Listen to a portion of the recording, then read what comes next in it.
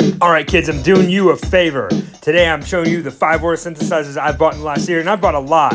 So let's go take a look at the first one, which is the Casio FC1 or the Honor SH1. Now this is a Casio. You can see my version is Honor branded, and it came with a lot of kit. It is a sampler with allegedly 16-bit sampling rate, and it has a floppy drive. It has a lot of really cool things that you would think would be amazing. But today it is, alas, a really hard synthesizer to use, and while it has like kind of a fabled filter on it that was used by Aphex Twin and others, it's really like kind of a heavy piece of junk that will set you back a lot of money. I've seen these for upwards of $400 today. I think I overpaid for this one, but I really just wanted to have one, and really that burden sticker brought me back.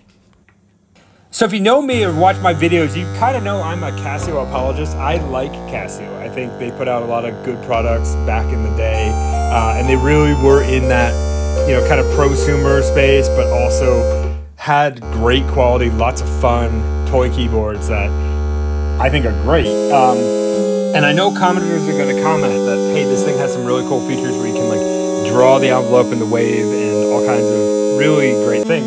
Yes, that's true, but it is ungodly hard to use. So I don't even think that, you know, it's worth considering as an instrument today, unless you really want it for an anomaly or just, you know, to have some fun with. But you're gonna be frustrated with this machine. It's not to also mention that the digital display is impossibly hard to read, and the backlit LED always burns out on these. So it's a real thing to avoid, I would say. You can hear me going through the motions of trying to do some sound design here. It's not impossible, but boy, it's not very much fun either.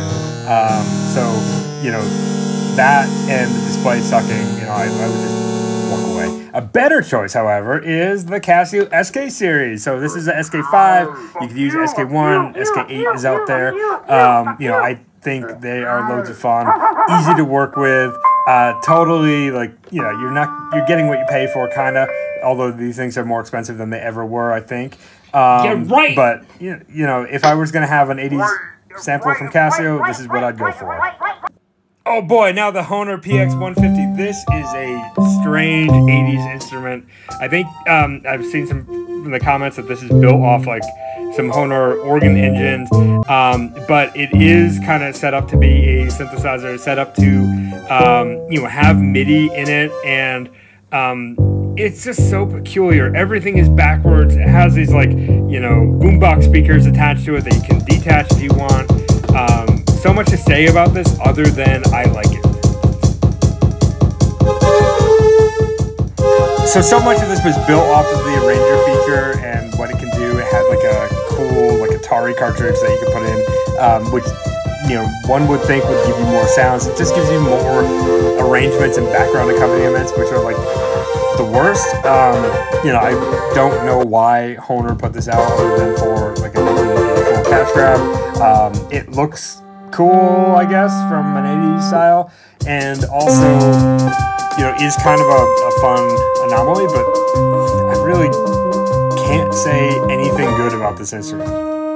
There's no fun in the sounds, and they're like really difficult to change. You can layer 2 sounds on top of each other by pressing buttons in the right way, but this feels like something from like Bon Tempe or one of those other, you know, really kind of poor quality manufacturers from the 80s and 90s.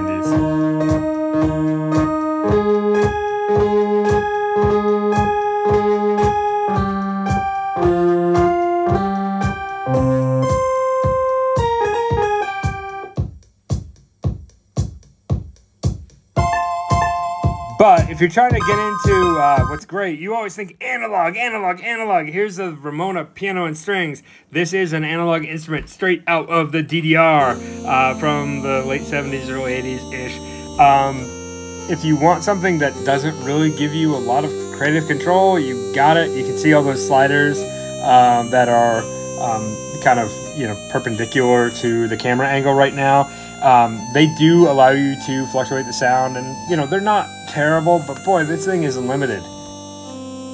My first keyboard was the Krumar Roadrunner 2, which, if anyone is familiar with early 70s digital pianos, it really had like 3 different sounds and a vibrato on it.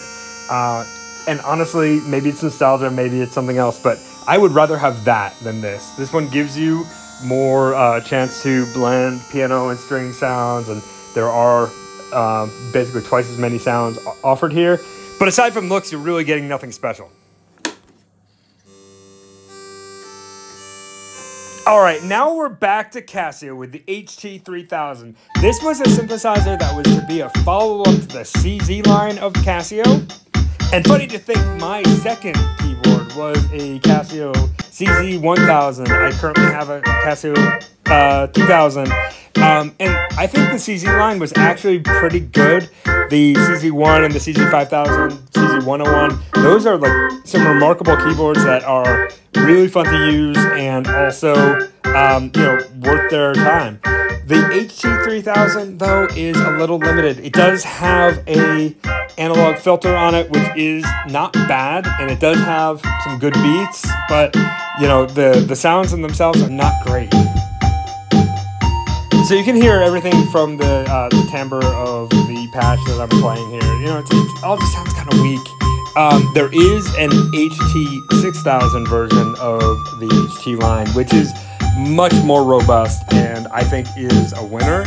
I'll be evaluating that one in a future video, but the 3000, which I have a few of, just really is kind of boring. Your ability to use that slide wheel for synthesis is, kind of fun for a moment, and I think if you were like a 10-year-old in the 80s, this would be pretty cool and you'd feel like you were a real synth genius. I don't. Maybe I blame my equipment, but I just do not find this one to be very interesting.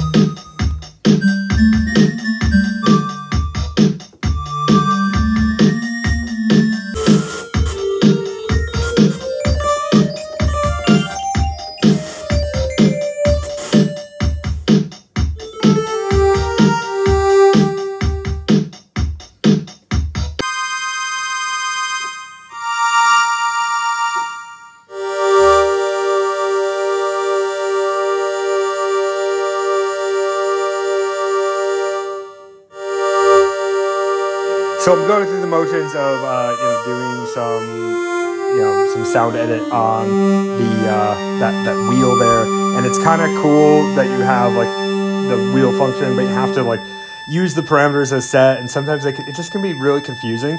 And not to say that things need to be super clear to be good, but if it's confusing and not good, I'm going to give it a pass.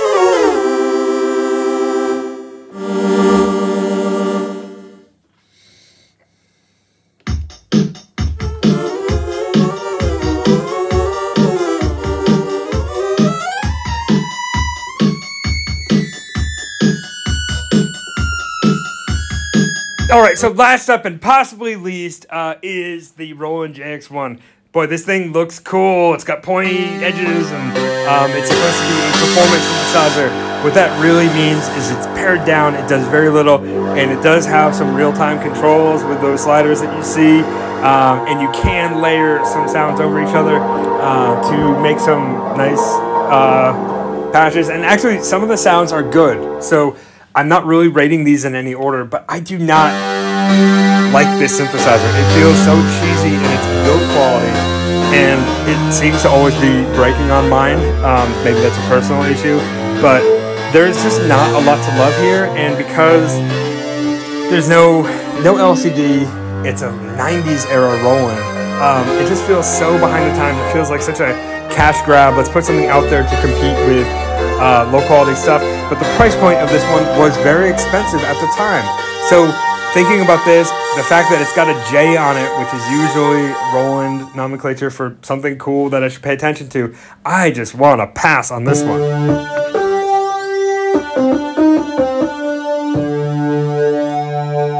So again, doing this for you, so you don't have to make any mistakes that I make. But of course, if you like these keyboards or you have other thoughts around keyboards that suck, let me know, because I want to buy more crappy keyboards and show them to you.